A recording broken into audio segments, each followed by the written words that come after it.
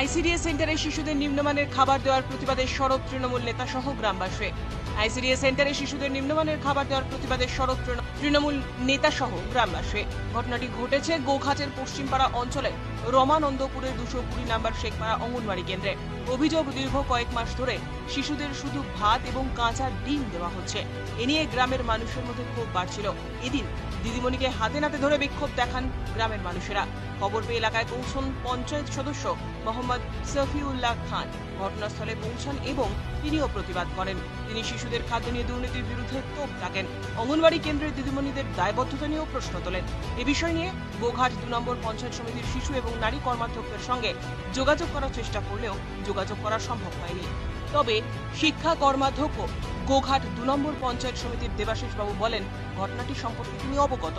তিনি এই মুহূর্তে চিকিৎসার জন্য বাইরে আছেন, সেই কারণে এ বিষয়ে ব্যবস্থা নিতে পারছেন না।